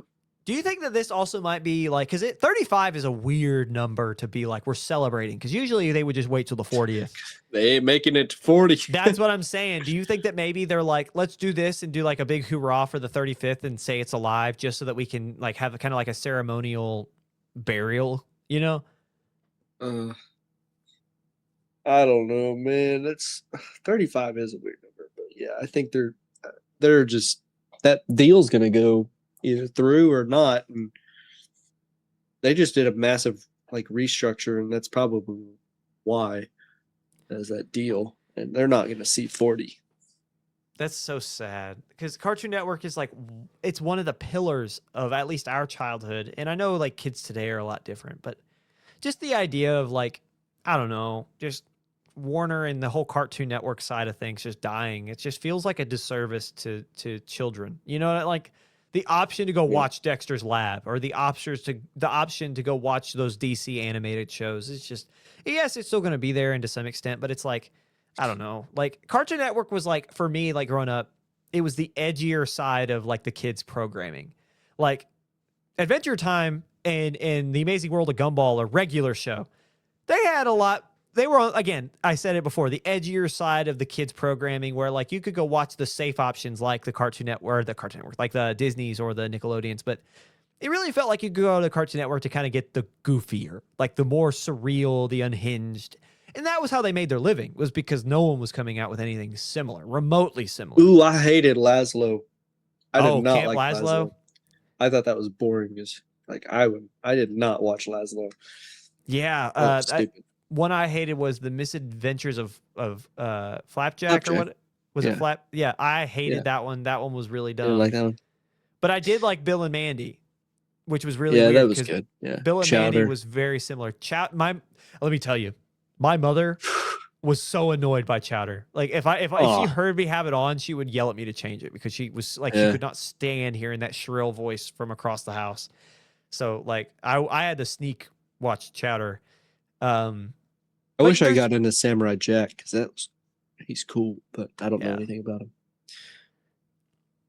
That one wasn't necessarily. Wasn't that one on like the Adult Swim, the late night? like the turn. Maybe. I'm looking at the Cartoon Network generations. Maybe so it wasn't. 96 to 2003, 2004 to 2009, 2010 to 2015, 2016 to 2019. I'm just looking at all the characters. And 2015 was like the last one that I knew the majority of everybody in the lineup. See, I had the perfect. I was born in 2000, and so like I was of the generation that like coming out of the 90s, like we had until like 2005 or 6, like we kind of grew up with those 90s kids stuff, but it was just a turn. You're more closer to a millennial, I would say. Millennials stopped in 97, I think. Yeah, but like probably. Growing up in Eastern Kentucky, the circumstances probably skew you. We were behind a little bit. Yeah, probably. I might have had the technology of like a 94 or 95 baby in like 2000. You're probably right. But like that was what we grew up with, at least in those who are from where I'm from. It's just like we kind of had that until 2005 or 6, and then the technological revolution came through with like the iPhone and all that. And so we got to kind of live with like technology as it developed and whatever. But you talk about 04 to 09.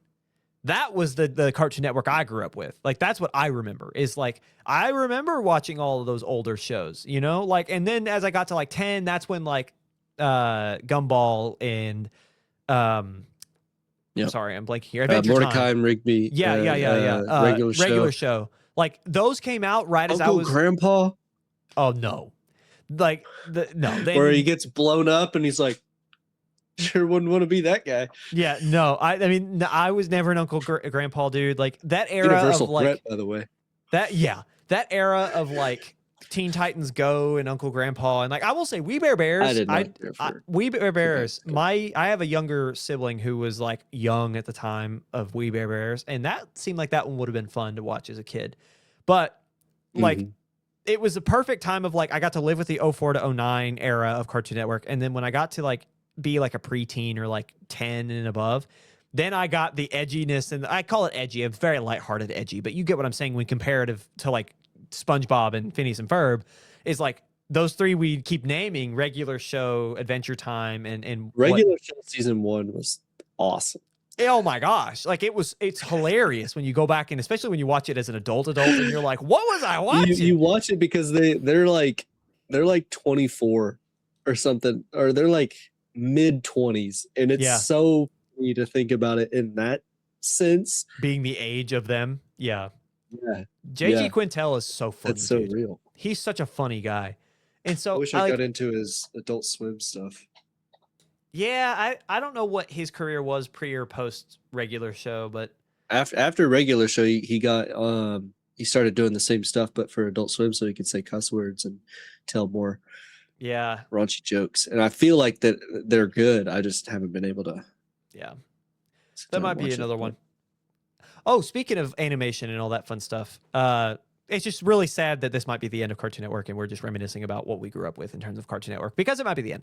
But bonus last thing on our plate before we get out of here, bonus quick hit. Did you see where Common Side Effects had a preview for this next season that'll come out next year? Yep. Love a lot of stuff coming out next year. Love Common Side Effects. We might need to do a special of just like what's coming out 2027. Wait till we get to the end of this year. Remember, we did our most anticipated films in December of this past year. We looked forward to this year. We could do 2 of those, one being a series special and one being a movie special, because there's so many of each that it might be worth separating them instead of having a 3-hour-long episode, separating them and having 2 and doing 2. A lot of streamers coming out. Yeah, a lot of really fun stuff. But with that out of the way, Jake, I didn't prep you, so I'm putting you on the spot. I was going to say, it's your turn. It's your turn, Is dude. it me? We end our episodes by doing a recommendation of the week. What do you recommend people watch? I'm going to take Ryan's because he told me in private. He recommended it to me, and I'm going to recommend it to you. What? I don't even remember. Smoking Behind the Supermarket.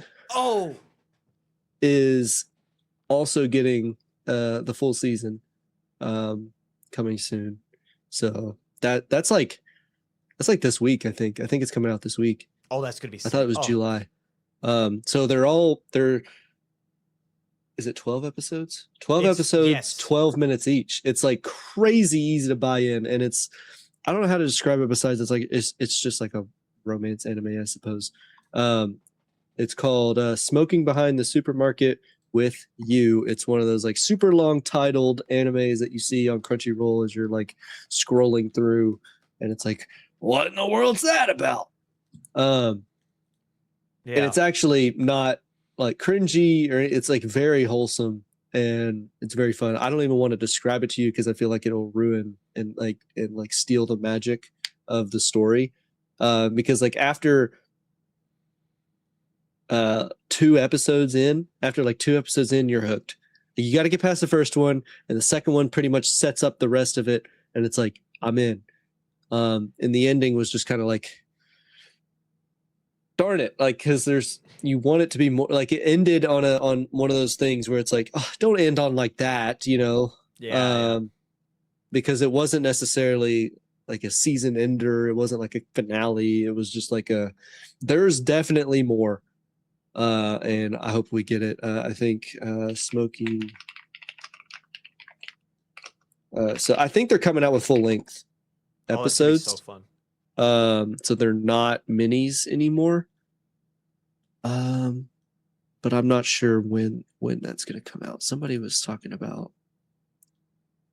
Sorry, guys. Yeah. You're good. Premiere in July, so coming. Sorry.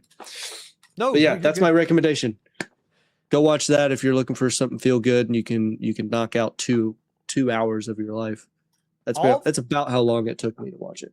All the more reason to branch out and to appreciate this art from topics and genres that you might not like. We are, I mean, we bill ourselves as a film podcast. We are very much a film, but we are broader entertainment in whatever. But for those who might not know that type of content, who might not have interest in that type of content right now, Smoking Behind the Supermarket with You is acclaimed right now. It's very hot, and I would say I cannot wait to get to it. And July 10th. Please branch out and enjoy art and defend art, because regardless of where you come from, art makes up something in your life, and you need it. Oh, no. I figured out what it is. The first 12 or the first 6 episodes of the anime, the full broadcast of the series will be on the 10th. So okay, I guess I've already seen half the first season. Is it only 12 episodes? I would assume it's a 12-episode season. Okay. Well, regardless, watch and enjoy. And that, my friends, has been Beyond the Screen. Thank you so much for watching. We appreciate everything you do, and just for being here and allowing us to do this. And as always, we will see you next week right here, Monday night. Bye-bye.